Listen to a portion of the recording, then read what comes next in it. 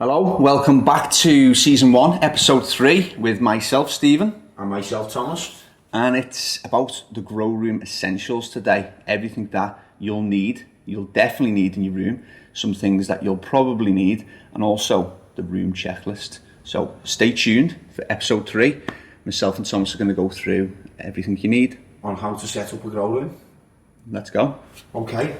So, first of all, we're going to have an essentials kit list. Yes. And this is going to pop up on the screen somewhere around about now. Just now. So as it's on the screen and we're talking, you will have your contactor timer. Yeah. We like to use Davin's. What's a contactor timer? So contactor timer is you're going to plug in your lights into it. We're not on podcast, are we? I can show you now. Okay, right, this is why good. Don't you show me? Let me go and get one I prepared earlier. One I prepared earlier. I'll let you, because you're a big fan of. You introduced me to Davin, so I'll let you do. So we have a Davin contactor timer. Right. Here we have a contactor timer, some plugs, one plug for each row. So both of these need to be plugged in. We've got 4 sockets on each side, as we can see here. So that means 8 lights. We have a built-in timer here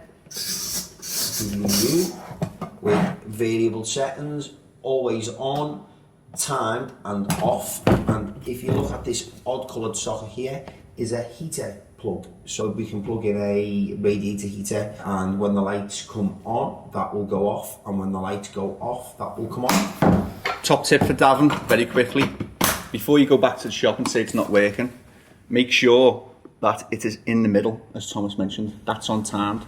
Up is permanently on, down is permanently off. Make sure you check that before you take it back to the shop. You can also have just timers, like the plug and grow, which you plug into the wall. They will handle one 600 watt light.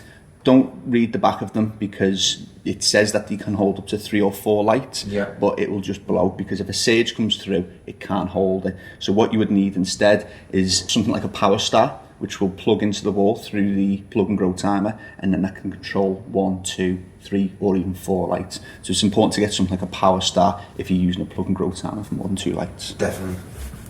Next up, extension cables. Excellent. Have you got any to show anybody? Let's show them an extension cable. Let's show everybody an extension cable. When we're talking about extension cables, we're not just talking about power extension cables, like mains extension cables. What are we? Well, I know what you're going to talk about. And I thought we were going to show them some light extension cables. I knew you were going to ask that, so I've gone with the extension cables, because not everybody has plugs exactly where they need them. We're not going to actually show them ones. I thought we were going to show the light extension cables. We're going to show that next. Okay. There's an extension cable if you need to extend your cables. Light extension cables, male and female. So here we have the male and the female end. 5 meters, 3 meters and 1 meters long. So instead of cutting all the wires and cutting things and making a right old mess, you can just extend your lights quite simply with a light extension cable. Good, useful piece of kit. Leads me on to my next essential piece. Oh, that's a really good one. Cable ties. That's a good one. Cable ties are a winner. If you're using a cable extensions for your lights as well, things are going to get a little bit messy if you've got a few lights. So what you need to do is cable tie all the way along the roof, keep them nice and tight and straight. Yeah, not too tight. Like that. Perfect. Nice and tight. Nice and tight. They're good quality now, aren't they? Cable ties are always a grow room essential. Or everything essential, I think. It's my go. Okay. Thermometer. Hygrometer. Thermometer. Hygrometer. Yeah. It's that important we've picked it twice. Yeah. This is the grow room bad boy. And it's got a little tail. Has it? Yes. What do we use the tail for? What we use, this is called an external probe. Oh, sounds saucy. Anyway, so what we're going to do with the external probe is externally probe it in places that we want to check an external probe temperature. I wondered why your plants always look really excited. So what it's good for is to placing it in the media soil, and checking the media temperature. You've got your temperature at the top, your probe temperature at the top, your room temperature, and then your room humidity. Essential piece of equipment. If you haven't got one of them, it's literally one of the first pieces of kit you're going to want to buy. £10 in most shops, and if you haven't got one, there's a lot of things that are going to go wrong in the thermal hygrometer, so it does the temperature and humidity. Quick top tip: putting the probe inside the room in direct contact with the light. Put a little piece of plastic or paper over the top of the probe, because otherwise the light is going to directly heat up the probe and not give you an accurate room temperature. So put a little bit of a cover over the top of the probe.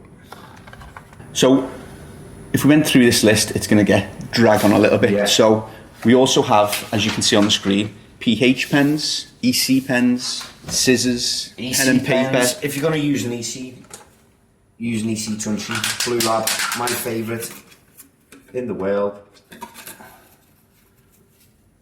If you don't know what an EC pen or EC truncheon is, stay tuned for one of the next episodes. We're going through all of Blue Lab's measurement equipment. Good essential piece of kit. We also have spray bottle, black marker, measuring equipment, mixing bucket, reservoirs. Let's track back to measuring equipment, because that's the piece that I want to show people.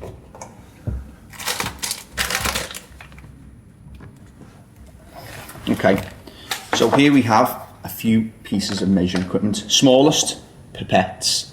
They're going to measure anything from 0.1 mil to 2.5 mil. So something really good for something like flower base. We're using really small concentrations into a litre of water. We have a next size up, syringe. It's about 10 mil syringe.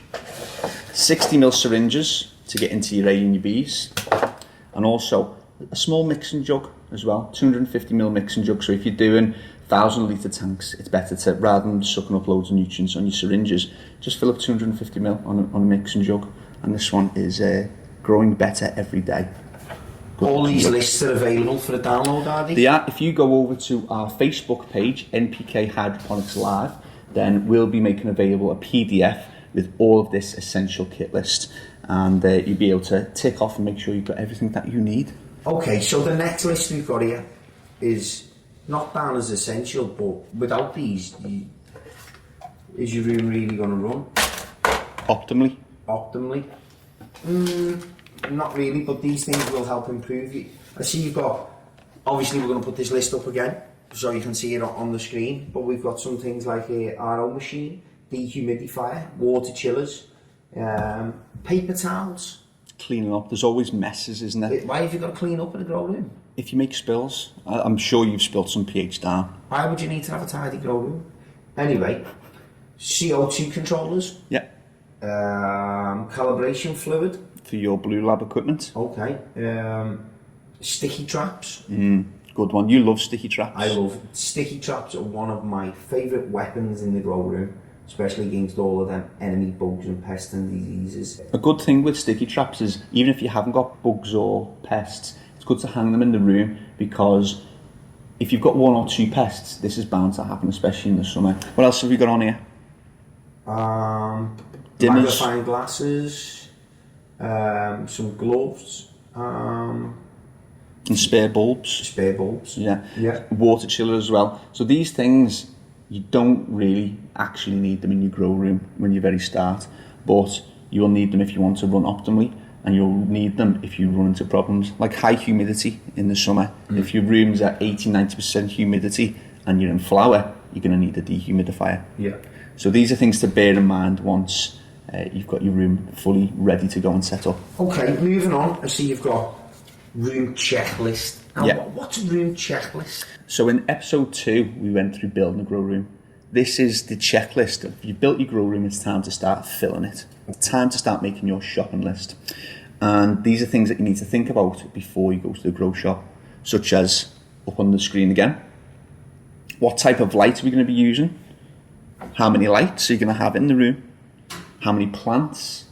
The temperatures of your room. The humidity. Yeah. The CO2 level. How much air movement. size of the filter, method of grow, and type of system. I think we should show them. We're on YouTube now, we should show them. Definitely. Let's have a quick spin around the shop and go through the room checklist and see what you think you'll need in your room. Yeah. Let's go. So, room checklist. What have we got to do? First thing to consider is what type of light are we going to use? Is it HPS, metal halide, ceramic metal halide, LED? Think about the type of light that you're going to use, and that allows you to think about the spread. The next thing you need to consider is the coverage of the lights. A 600 watt light will tend to cover a 1.2 meter square space.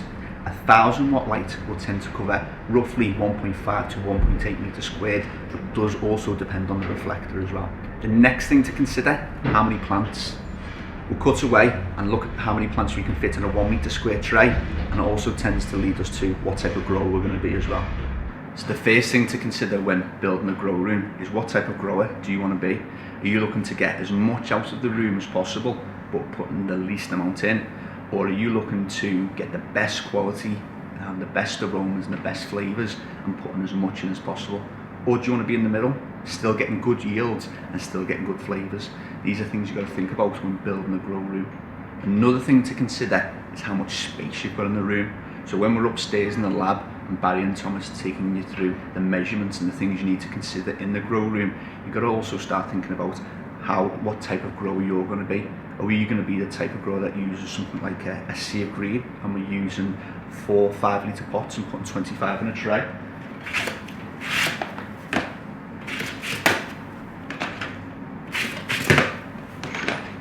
So if you're this type of grower, you need to start thinking about the spaces and the types of room that you need to grow small plants with small veg time.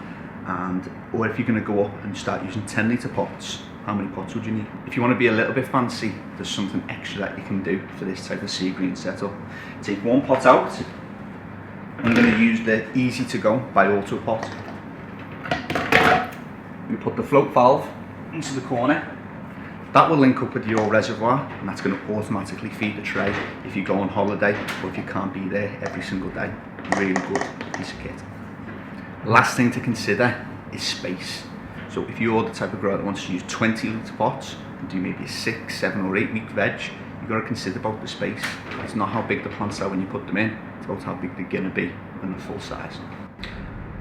A further thing to think about is temperatures, humidity. These are an essential part of the grow room, so you want to be in there checking temperatures with lights on and seeing what our extraction has to be as well. Humidity, you've got to think about what our humidity levels on, because it changes through the weeks and through the seasons of the year. So do you need a humidifier? Do you need a dehumidifier? It's that essential piece of kit, the hygrometer, to have in your room. That's going to give you that information. So having thought about all of that sort of stuff, it's time to think about how much air you're going to move and what size filter you're going to need. Always remember to match up the fan to the filter. The last things to consider, the final piece of the puzzle, is your method of grow. Are you going to be the sea of green grower? Are you going to be the average grower with 4 plants and a 4-week veg? Or are you going to grow big monsters and have a 6 to 8 week veg with big pots? And then the final thing to think about is the type of grower. Like we mentioned before, are you all about the yields? Are you all about the quality, or are you somewhere in the middle? And those things you'll be able to think about are going to give you the perfect environment and perfect grow room. Right, that's pretty much the end of episode 3.